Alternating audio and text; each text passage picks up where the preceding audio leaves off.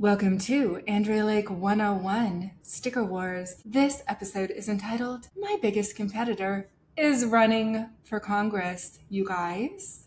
No, I'm not making that up. My longtime listeners of the show know that my biggest competitor is, in fact, running for Congress. Is it any wonder that I frequently ask, am I really just the next contestant on jury duty and everyone else is just actors?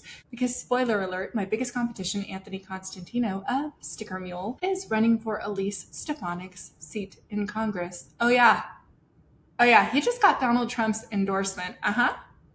He sure did. For anyone that's new, I know Donald Trump personally quite well. I was a contestant on The Apprentice Season 5. Oh yeah, go back and watch the whole podcast series I did about being a reality TV show villain. It's amazing. So I can't fucking believe this is happening in the middle of rebuilding my company. Like, what the fuck? Yes, please, let's go. Run for all of the Congress. Run for Congress all day long, every day. Say out loud words as much as you possibly can. Yes, please, let's go.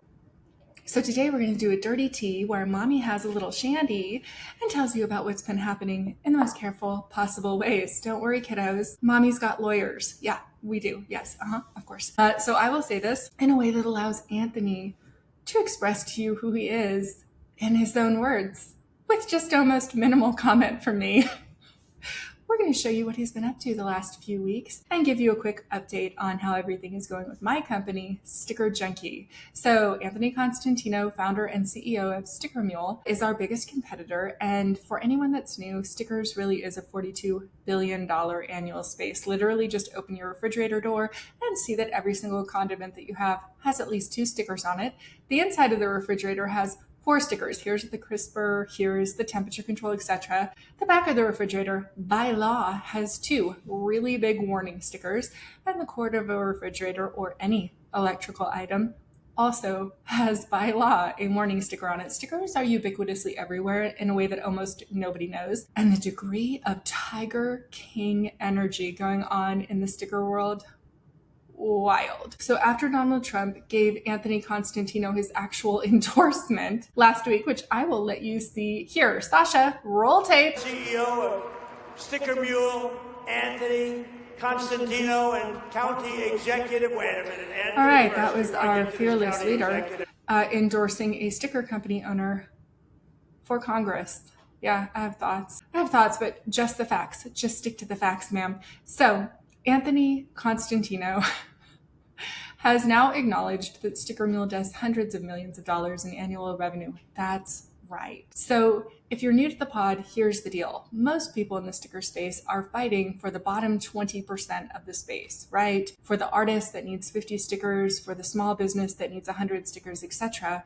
And there's a very small cadre of businesses at the tippy top, most of which, like Sticker App and Sticker Giant, are owned by multi-billion-dollar private equity funds. And then there's Anthony Constantino with Sticker Mule, which does hundreds of millions in revenue. And there's me. Hi, Andrea Lake from StickerJunkie.com. There's also a lot of other competitors that are my same level where the business is right now at Sticker Junkie. So while Sticker Junkie is targeting 500% annual growth, that's right. We did $1.8 million in revenue last year, and that means that we would get at least $9 million in revenue this year. Now, as I have expressed many times on this podcast, we are on track to do $22 million in annual revenue this year if all of the rollouts that we are about to launch go according to plan, and let's fucking hope they do. But even if they don't, currently, already, right now, in June, we are on track to do $3.1 million in annual revenue this year for Sticker Junkie, but we are about to hit exponential, spiky growth. Just this week, we launched holographic stickers. Yes, please, let's go. We are about to launch glitter and prism and clear stickers. Yes, please, let's go. This summer, we will be launching pins, and we will also be launching t-shirts at the end of the summer. We sure will. We're also going to launch a sticker packs program for fundraisers and a sticker packs program for artists. Oh yeah, we sure fucking are. We're going to launch a couple of other products that I'm not going to tell you about right now. It's going to be cuckoo pants crazy nuts because we do private customized back pages just like we did for our good friends here at Iconic Arizona. Yeah, great clothing line, Arizona based. And so this way, anybody that works for Iconic Arizona can go ahead and come on in here and very easily reorder any of their designs. So if they get a new assistant who's going to be in charge of sticker buying, they don't have to transfer over their own passwords. Everybody can get access within a company structure to this private customized back page. And that's how we integrate people into our system. It's pretty fucking rad. I'm not gonna lie. So when you all of a sudden are going to sell to a university or a Fortune 500 or like even a dispensary that has 3 locations, but all the locations are doing different sticker buying, we set up these integrations for everyone. Now, the bigger they are, the more fucking fancy pants the integrations are. And quite frankly, we're not going to show you those ones because they're banging and they're stuff that our competition just simply wouldn't think of. Yeah. Really true. That's why we're onboarding so many large clients so quickly. So longtime listeners, I know, but stick with me while I catch our new besties up to speed. So as we are doing a 500 plus X annual growth in this company, we are sharing real financials on the podcast and also with our whole team. Our whole team is on board. Our whole team is going to be making an actual living wage in San Diego County by the end of this calendar year in 2026. And you guys are number 1, making that happen. And number 2, watching us do that. So the more transparent I am with the type of clients that we're reaching for, the more of those kind of clients we get. We would love all of the cool companies, dispensaries, breweries, tattoo shops, cooler mechanics, cooler any company that's doing it with an edgy twist. You're our fave. And we have a couple of really good friends in the sticker industry that's their favorite client too. And those clients, generally speaking, if it's just a single location, they're going to spend anywhere between like $500 and $4,000 worth of stickers, depending on how much they're utilizing it. And then when you get a brewery or dispensary or tattoo shop or any kind of cooler business that has like even a cooler pizza chain that has a whole bunch of locations or coffee shop that has a whole bunch of locations, all of a sudden you're looking at a client that might end up spending between $1,500 and $20,000 a year in stickers. Then you have a sort of upper echelon client that's got like maybe 10 locations or markets really heavily with stickers or resell stickers that are going to purchase between like, I don't know, maybe like $10,000 and $70,000 a year with the stickers. Then you have real, true small businesses that their whole business model, like a big clothing line that's selling $3 or $4 million worth of product a year, they're probably going to buy $100,000 worth of stickers and resell them. And that's going to be $500,000 worth of their sales. Then you have chains of coffee shops, etc. But then you get into the top tier, top 20% clients. Now there's an 80-20 rule in all of business. Don't worry. I'm getting back to the dirty tea of Anthony running for Congress. But you have the top echelon of all business is always going to be wrapped up in huge contracts at the very top. Now, in the coffee space, very frequently, right, you have local coffee roasters fighting for those local coffee shops to get the distribution there. And then maybe I start buying my coffee beans from a local vendor, right? That's where most of the 80% of the competition in that space is going to be. But where's the money in coffee? Okay, it's the contract with Hyatt Hotel, with American Airlines, with Denny's. That's where the real big dollars are in coffee, because then you have steady Eddie, monthly orders, reoccurring revenue that you can really count on. And the same thing is true in stickers. And so for us, those top 20% clients are going to be universities, hospitals, nonprofits, government contracts, including all those construction sites with those nice, pretty, very large warning sign stickers. Babe, stickers get charged per square inch. You give me those all day long. We just got a contract for some dumpster stuff that says like the crossover between the smartest bear and the dumbest human like is close together. So that's why the lock is a little bit tricky, but it says it in a far more clever way. I am a professional slogan writer and I really, really should have come up with something different, but I did smoke a little weed and have a half a shandy already. So that's what you get. So we have all of these contracts coming to us, and the contracts that we're fighting for as we truly are not only for a living wage, but a great wage and profit participation and overage and extras and bonuses and fun and parties for my whole team. We are doing this together as a team. We are creating this company that is really, really coming in and shaking up this whole space. I fucking hate the word disrupting because it got so overused, but we're actually coming into to it with fresh eyes and saying, hey, we have a lot of expertise and long-term experience in this industry, but like there's a lot of stuff that's been getting done for a really long time in the same way. And if you are like a sports team or a food brand or a fast food brand, babe, we got 2 banger of the biggest fast food brands in the last 2 weeks. What? We really sure did. We really sure did. The biggest national brands. Thank you, babes. Thank you, babes. We love you, besties. Beverage companies, streaming services, it just doesn't really matter. Whatever it is that needs a lot of stickers, that's going to be your top 20% clients. Well, not everybody can sort of like service that type of client because you're going to need an intense amount of individual customer service. It's going to be a lot of setup. You're going to have to build a whole tech integration for them.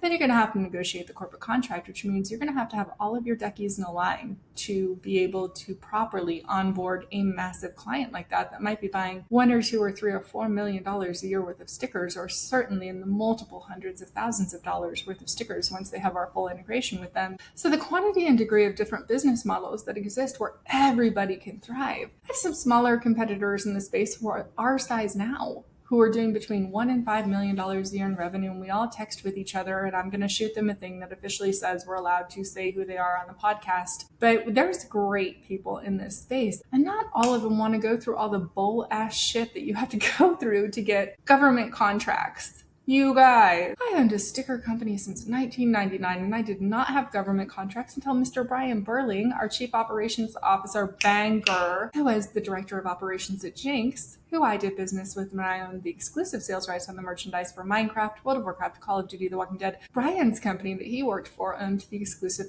licensing rights on those video gaming shirts. So the degree of our background in being able to pull together large shit, distribute large multi-millions and millions and millions of dollars worth of merchandise is high. I myself personally, me with my companies, have done $447 million in revenue. So to be able to come in and say, hey, I see you, beverage company over there, and I believe that if you integrate us into your system, you'll probably spend $80 million annual global on stickers because you'll have them at every single event. We'll hook you up with different ways that you can use them more deeply. Probably currently right now, you probably spend 35 to 40 million or 60 total global annual on stickers. And with us, you probably spend a little bit more because we make it really easy for you to buy. And people buy more when you make it really easy to buy. But in order even to negotiate that contract, you have to be able to do 30-day net terms on millions of dollars worth of merchandise. That's fucking hard. You can't just do that all at once. So the reason I even wanted to be keeping this podcast along the way was so that somebody could see, like, how do you actually go start a company that does hundreds of millions or billions of dollars in revenue, or even tens of millions? Now, right now, you guys, I'm way ahead of myself. We do 3. But guess what? As I've been rebuilding this over the last 2.5 years, I've been like, just come watch me. Just come watch me. You do not have to fucking keyboard warrior me and fight me in the comments about how I am full of shit and it's not possible to do 500% per year growth. I'm like, babe, I know that that's what you think, bestie. That's why I'm saying you don't have to believe me. Just come watch me. And like, if I fall flat on my face, cool. What does falling flat on my face look like now? From doing 1.8 million in revenue last year and being on track to doing 3 million in revenue this year, falling flat on my face would be doing like 3.6 million this year. That means I just fucking failed and nothing that I tried worked, which is a 0% possibility to happen now with the trajectory that we have, but cool. So falling flat on my face would be doubling my revenue in a single calendar year. I'll take it. I'll take it. I'll take that kind of falling flat on my face any fucking day of the week. But that is not what's going to happen. We have, I can't say it quite yet. I was just texting with him last night. My friend who has 10.4 million followers across platforms. Yes, please, let's go. Good person that we're doing a very special release with. I believe I'll be able to tell you about it next week or the week after on the pod. Yeah. And I was like, man, we are just about to pop off. My staff is amazing. So we're doing this thing with this very, very large influencer who has millions and millions of followers, who is in the water cooler. He has agreed to come on the podcast. I cannot wait to have him on the podcast. And in that pack that we're releasing with him, there's going to be prism and holographic and glitter. So essentially, it's like a sample pack for us. And we charge $25 for it. The influencer, whoever's doing a fundraiser, gets $7. We get $7 about. Once we're profitable. At first, we won't make anything because we're not profitable. But eventually, we'll both make about $7. That pushes us right towards a living wage. And that helps that influencer who maybe just lost all their monetization when TikTok got purchased. It helps everyone. Everything I want to do is win, win, win, win, win, win, win. And so we're rolling out all of these kinds of programs right now. And the influencers we reached after are people who are mostly left-leaning influencers, and they can't monetize any other way because most companies don't want to touch them. And I'm like, whoa, we're cool. We like your message. Here you go. We'd love to do your sticker packs. Yes, please. Let's go. So as we're starting to get this whole campaign together, which I am calling the Summer of Sticker Magic. We're going to be way more active on here. We're building a podcast studio. We are tripling the quantity of space that we have at Sticker Junkie. We are sharing open book financials with our employees. We are telling them hey, this is where you get your next raise, which is $9,315. Honestly, I thought that we would hit that in June. We are not going to hit that in June because we're not going to be able to release the sticker packs until July, just because we're cuckoo pants crazy busy. We're fucking negotiating a lease for 3 times as big of a space. We have so many moving parts right now. We've we've almost doubled our business since December. So there's a lot of stuff going on and a lot of reasons why we just pushed the brakes for a second for the last 6 weeks, because we have a lot of business coming in the door right now. So as we're doing all of these things, I always thought that would be the story of it's compelling to watch a business hit fucking 5x growth per year. Are you shitting me right now? That does not sound like I am telling you the truth. That sounds like I'm making it up as I go along. That sounds like I'm cuckoo pants crazy. That sounds like a thing that is not going to happen, except for we're on the second year of doing just exactly that. So yes, please, let's go. And then along comes Stickergate. And now homeboy is running for Congress for Lee Stefanik's seat. And as you saw earlier, Trump gave him the endorsement, and I was a contestant on The Apprentice, and I know Donald Trump personally quite well. Did not vote for the guy, spoiler alert. And wilding out. And this dude is wilding out with his love for Donald Trump. It is all of the things. It's 100% of the things. So he first emailed his 5 million person mailing list. How did he get a 5 million person mailing list? That's a whole other story. But he's 5 million person mailing list, and said there was an assassination attempt. You guys, that was a quickly healing ear. May our country's economy heal as fast as that alleged assassination attempt on Donald Trump's ear healed. Okay. So he came out with this email saying, hey, I've been afraid to say that I like Donald Trump, but I love him and you should love him too. And here is a promotional code where you can get a t-shirt for $4. We suggest that you use it to show your support for Donald Trump. Needless to say, that did not go over well. I would love to express what I think when I talk to people who voted for Donald Trump. Universally, the people that I know, almost all of them are men, or they're just women that truly actually just didn't understand what they voted for, because it's very clear in Project 2025 that the Republican Party would like to take away women's right to vote. It's just in there. You don't gotta keyboard warrior me. It's actually written in there. Also, if you get divorced, you are not allowed to move in with another man unless you are married.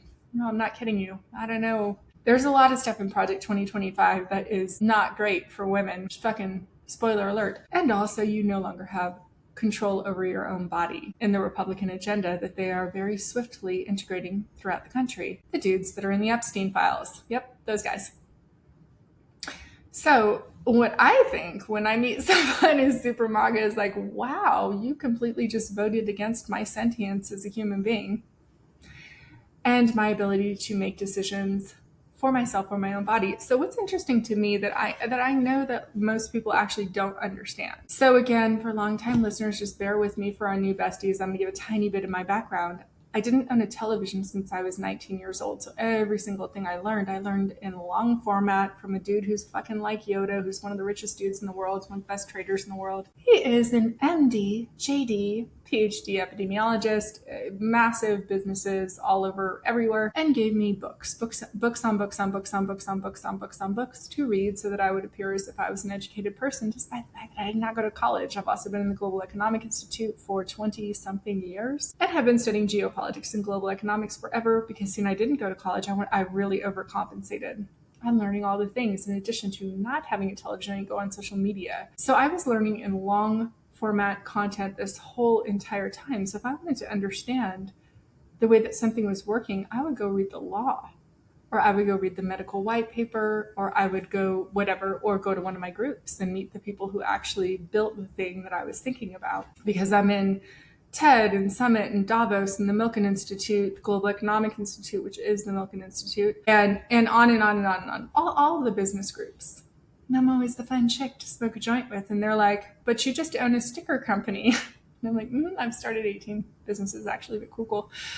So as I'm like looking at this extremist version that has sort of cropped up, not that I wasn't aware. I have people in my own family that are MAGA, like most people do. I have people that I've known for decades, that I've been friends with for decades, that are MAGA.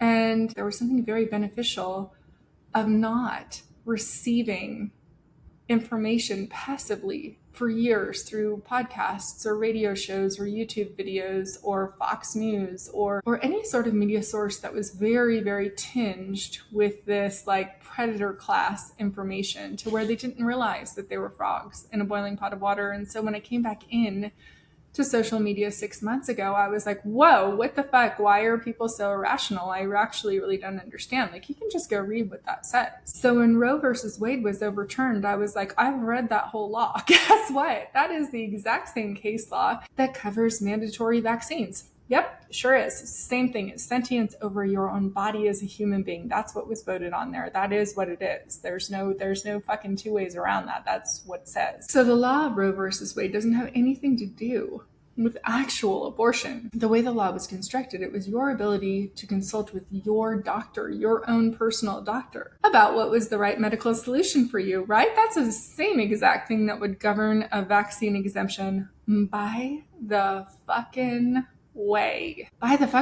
So a very bunch of people who are very anti-vaccine for reasons best known to themselves. But obviously pharmaceutical companies, horrendous, done very bad things. The US government, horrible, done very bad things. I get all the sides. And nobody's saying that. Nobody is saying like, hey, pharmaceutical companies have done really bad shit. Very understandable that people don't trust them. Now in this particular case, not a great idea to get a coronavirus. Really, that's going to not work out well for you. Whether it's mad cows or bubonic plague or the swine flu, doesn't really matter. You don't get any inborn immunity. So if you have the swine flu, 6 months later, you can just go ahead and get the swine flu again. You do not have the immune system of a bat or a rat or a chicken or a pig. It's insane to me that I have to explain this to anyone, but you just don't. And it doesn't really matter what influencer that you trust that says that you do and that it's beneficial for you to get a coronavirus. It's not. So you're either going to find out the easy way by believing what I just said, or you're going to find out the hard way, because it is a very fucking bad idea for a human being to get the hantavirus. Let's don't do that. Nobody thinks that's a good idea. It's a really not good idea. And if you miraculously survive the bubonic plague once, well, it's probably going to get you the second time. It's probably going to fuck up your internal organs super duper bad. And with COVID-19, it was the blood-brain barrier, huge increase of risk of stroke for people in my age group if you got COVID-19 pre-vaccine. So I was consulting the CDC when that came out. Anybody that's new, I know I'm off on a tangent, but I'm a little high and I drank a little bit of beer. And there's a lot of new listeners. I was called during the early days of the lockdowns. I was informed on December 27th of 2019 that there was something very bad coming our way from somebody who worked for the CDC, who I personally knew very, very well. And this is a person that is not afraid of diseases. Okay? No, I know so many people who've worked at the CDC in there. They work with weaponized anthrax, you guys. They do research on shit like bubonic plague, Ebola, weaponized Ebola. Okay, they're not frightened of disease at all whatsoever. They have a healthy respect of this is very bad. This could be very bad. There is no solution for this. Let's don't do this. So when they called me and they were scared, literally more than one person, 3 people that I talked to that held key positions with the CDC, they were just like, we don't know, this is really bad. We don't know what to do. Okay, you guys. I was like, okay, let's don't. Let's just all stay inside. And so I was on these early day phone calls, as one does, right? That is an interesting part.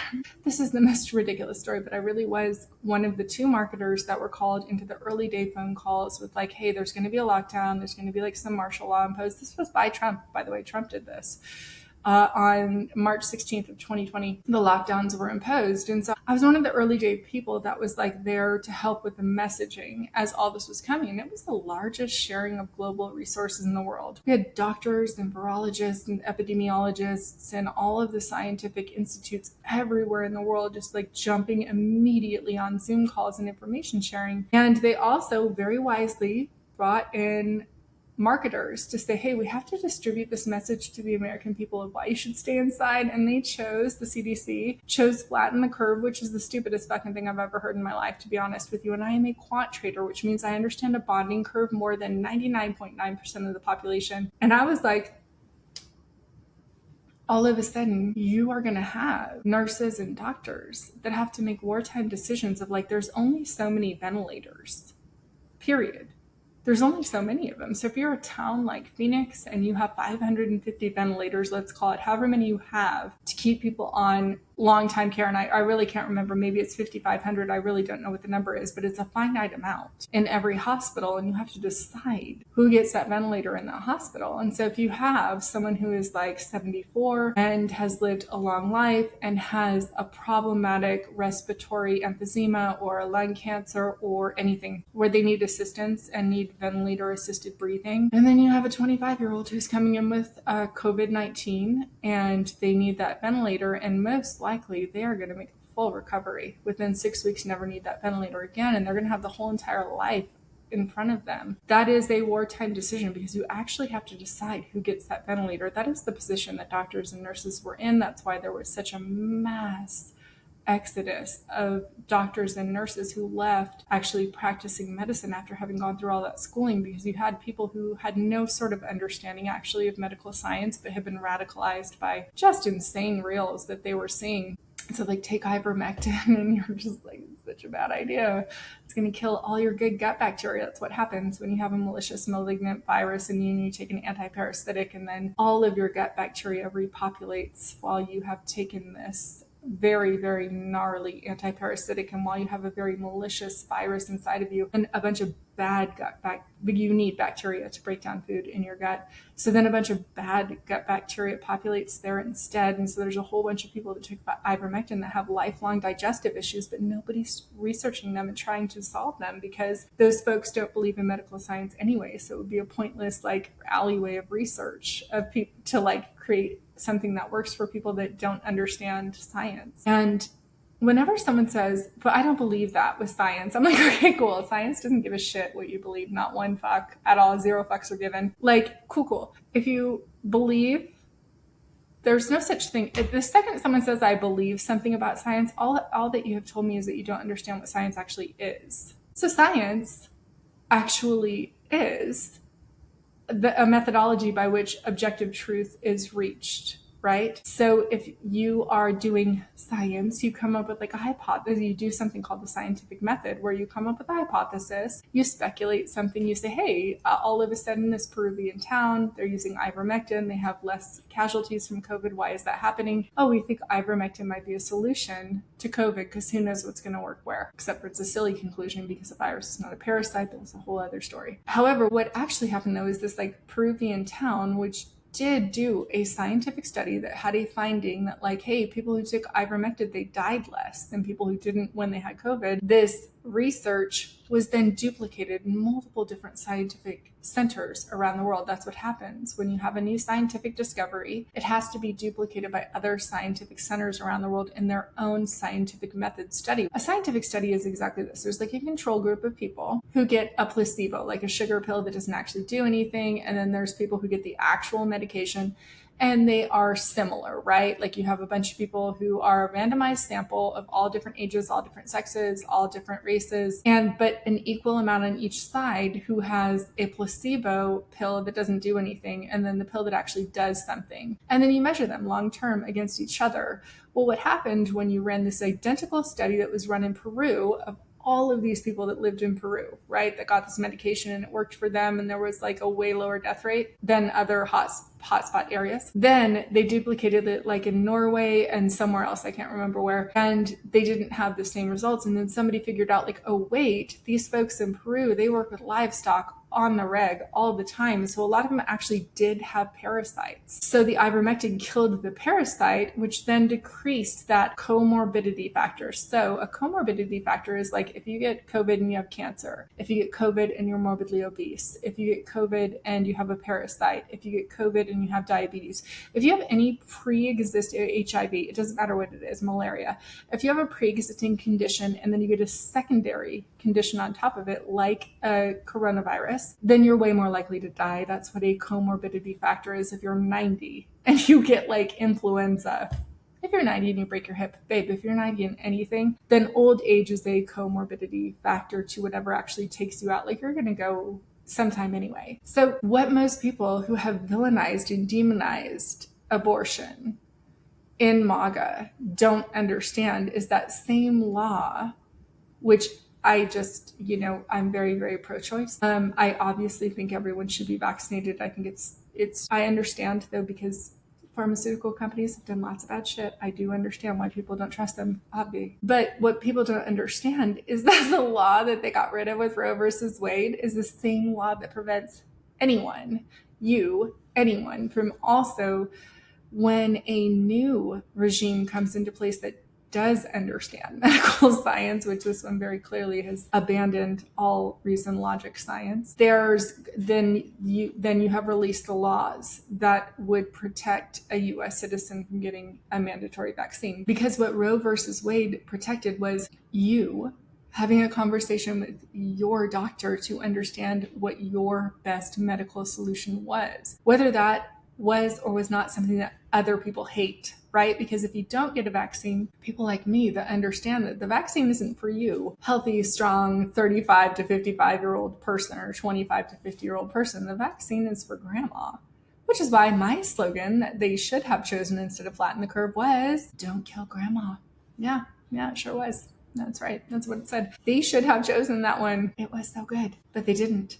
And so, I always think that people who are very polarized on issues, right? I'm very, very obviously if you are healthy, you get vaccines to protect people who are not healthy. That's why you get them. You get the benefit of not getting that disease yourself. So yes, please, let's go. Coronavirus is very bad. Do not want them. Not going to be great on any part of your system to get a virus that a rat or a chicken or a bat or a pig or a cow gets, because your immune system works way different than that. My dog puts his nose directly into the center of shit and thinks it smells great. A wolf, a bear, a rat can go eat raw internal organs of another animal right after they die and be fine. They have a way different processing system than humans, you guys. We almost would die if we eat raw meat, human beings. Okay, so that we don't have the same immune system. It's not a great idea to get a coronavirus. So to be asked to explain that to the American public, who very deliberately has never learned anything about their own physiology, who very deliberately we're learning about ancient Mesopotamia for no reason at all whatsoever, instead of how does the tax system work? How does our physical body work? How do we farm and grow food? The degree of nonsense that we learn when what we are actually learning from the Department of Education, which was started in 1901, by someone who by today's standards would be a multi-billionaire, to train worker bees to just sit down, shut up, raise your hand if you have to go to the bathroom, become a rule follower, and get really punished if you step a toe out of line. That's why the Department of Education was created. So it's 0% surprising that they don't teach us anything useful in the schooling system, just about. It's insane. It's insane. And now the lunatics are running the asylum. So what I just went off on, that 20-minute rant that I just went off on about basically how all things work, is the degree to which I've studied geopolitics and global economics on a micro scale in multiple different verticals, whether it be law, physics, policy, politics, education, economics, medicine. It doesn't really matter. That is what I studied very deeply for many, many, many years at the hands of my mentor, who seeded me with literally thousands of books, and other friends I've had along the way with thousands and thousands of books. So when I came back in to see people who could potentially be smart, sometimes not very smart, creating reels that would say stuff that was very highly shareable, compelling and profoundly untrue, not only untrue, but based not even a little bit in logic. It was wild. So now I have my biggest competitor who's running for office, and he put this thing on his actual corporate website of like hoaxes that he believes are hoaxes. And I didn't even understand what he meant because I didn't own a television since I was 19 and I'm 52. My Aunt Beth, hi Beth, keeps telling me I need to stop saying I'm 52 because that means she's older than 52, but maybe only just by a day. So he put together this list of hoaxes. Okay, one of them is the Russian collusion hoax. I was like, oh, do you mean Russia entirely, very provably interfered with our elections? Can't even believe the 2016 election stood because the quantity of election interference for which many people went to jail, and it was profoundly well documented. That interesting. Hunter Biden's laptop hoax, I don't actually know what that one means. I don't have time to look all of these things up. The Very Fine People hoax, which I personally watched when Donald Trump called Nazis very fine people. I watched that live in real time. I thought, oh, there's no way after saying he's going to grab him by the pussy and the Very Fine People comment about Nazis that he's going to become president. But he did. And then the disabled reporter hoax. These are all actual things that are on the Sticker Mule corporate website where I was like, the disabled reporter hoax, do you mean where Donald Trump made fun of a disabled reporter and did body movements that were gross? And like most people that aren't MAGA are like, how did it not end there? That's the grossest thing I've ever seen. What? So it's literally on Anthony Constantino's actual corporate website, which does hundreds of millions of dollars in revenue with massive companies that they openly say they're doing business with. Now, some of those clients are actually our clients, and we know they're our clients because of the way we integrate our tech, and they are just ours. But they're still listed on the homepage. That's Sticker Mule. I cannot imagine they would be thrilled, but this story has not broke wide. Every time something sort of goes viral, because we have some stuff going viral this week with Sticker Mule's chaos that Anthony is stirring up on his campaign tour.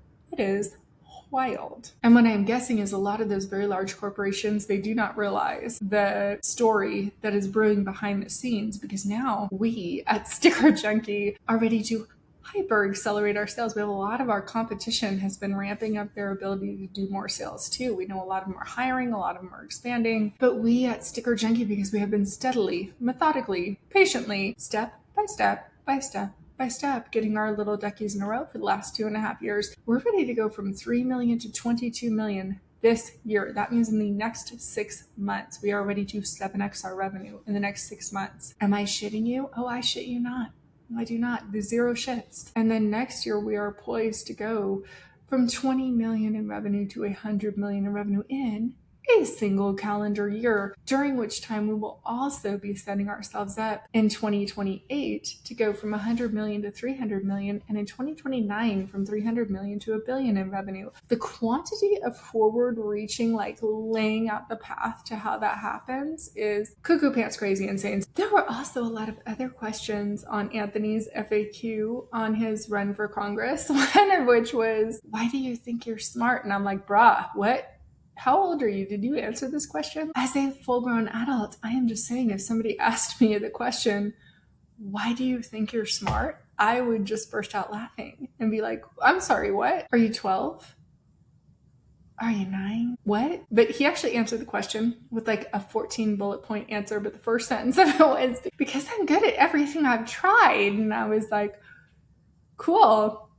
Super proud of you. I think it's really funny, actually, because longtime listeners, you know that I ask a lot, like, am I just the next contestant on jury duty? Because there's some weird similarities between Anthony and I. Number one, we both have big personalities. Number two, we both have like a weird ass sort of backstory, right? Like, he's a semi-professional fighter, and he's like a whatever to stand-up comedy, and owns a sticker company and whatever. He's an interesting character. He's like a larger than life interesting character. And I was a villain on reality TV, and I did used to be a professional fire dancer with Jane's Addiction. Yeah, I sure did. And that was the biggest show I ever played. And I'm a quant trader, and I'm a huge road tripper, and I have an interesting backstory myself. And it's a lot of Tiger King energy of just like, whoa, these people are kind of crazy when you look at them, and they have really strong opinions about what they believe. And they're on quite opposite different sides. But the thing is, I know that whenever people feel polarized of like, I'm MAGA. I'm whatever, very left, anarchist. I'm like, cool. You guys have all forgotten their shades of gray. And like, I can disagree with someone until the cows come home of that they should get a vaccine. Of course they should, because some little kid in the cancer ward is going to die if they don't. And so is grandma.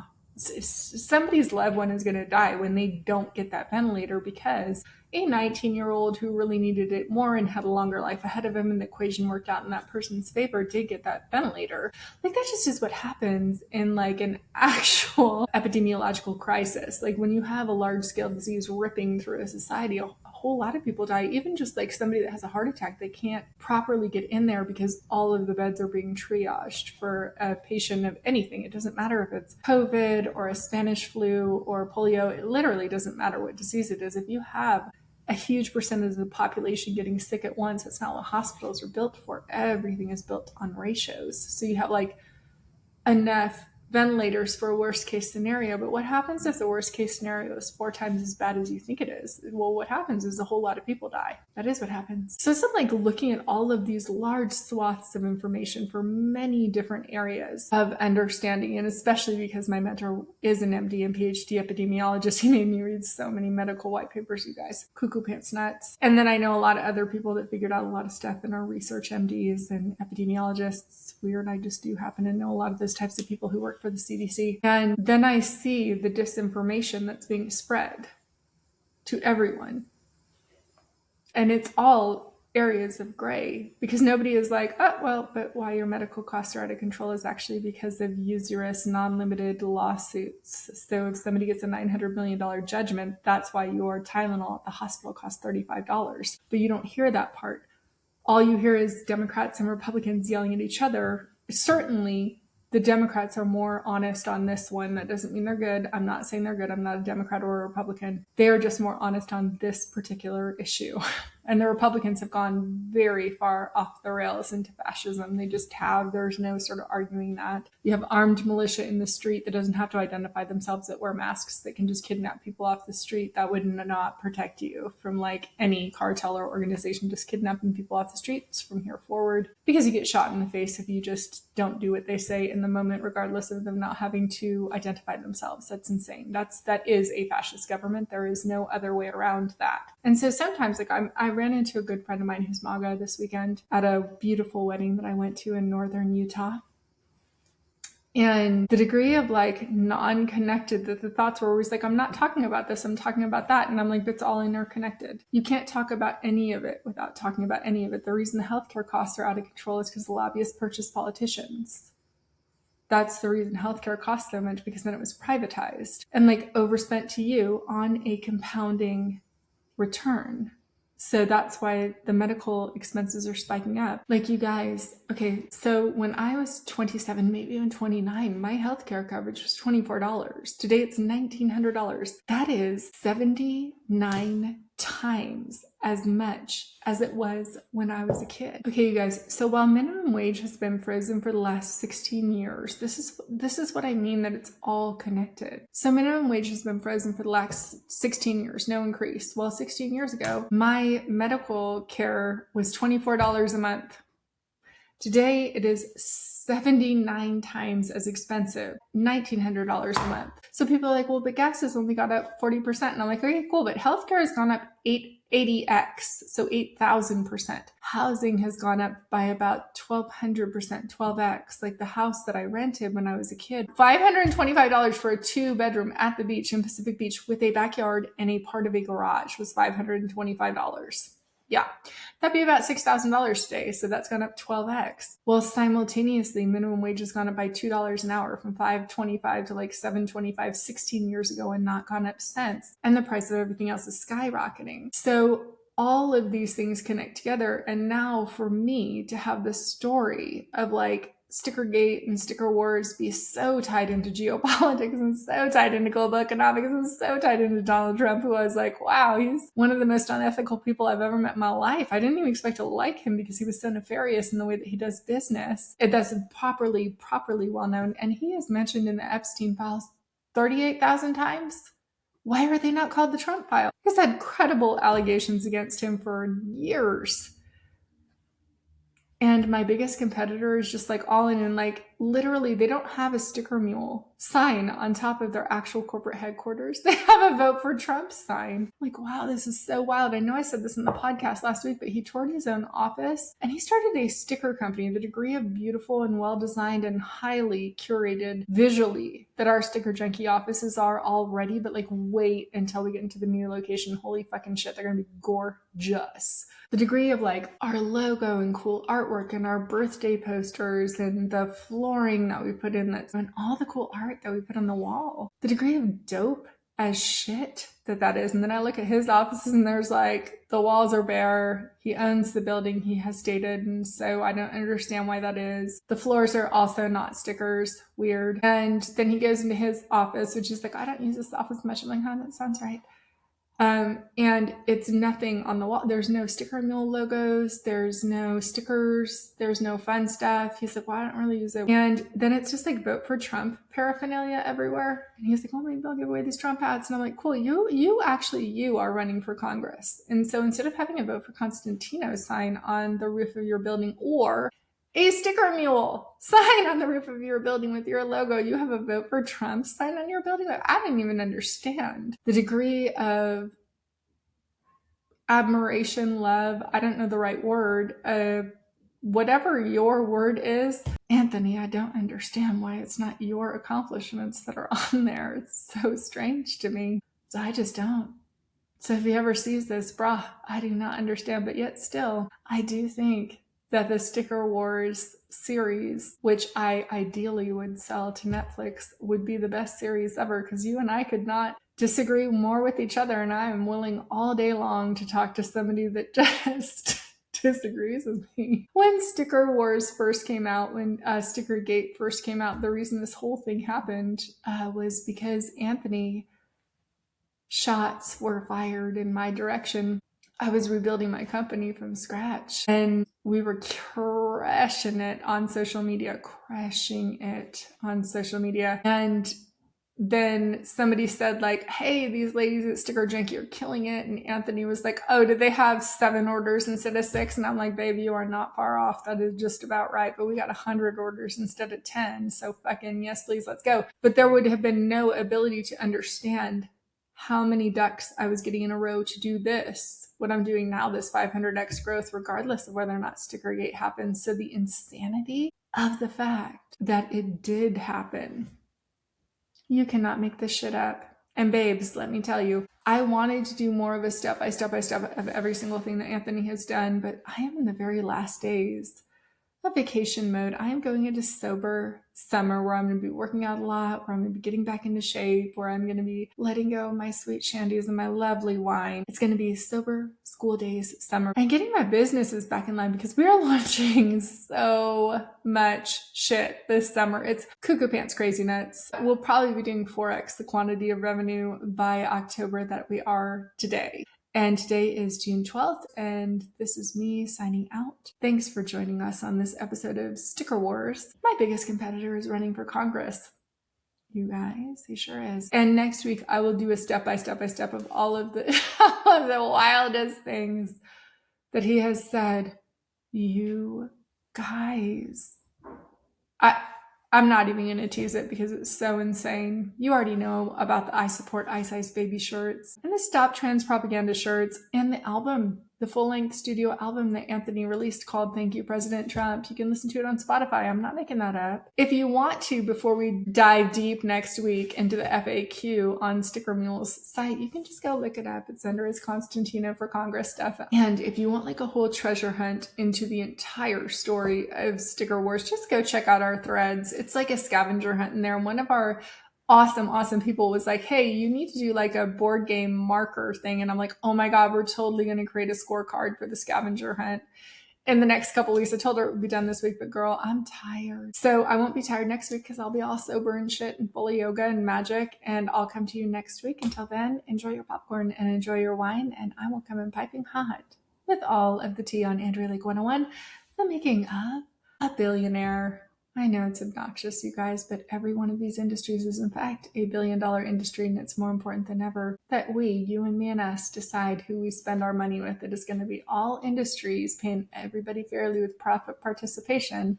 Stickers first. I love you, besties, and I'll see you next week.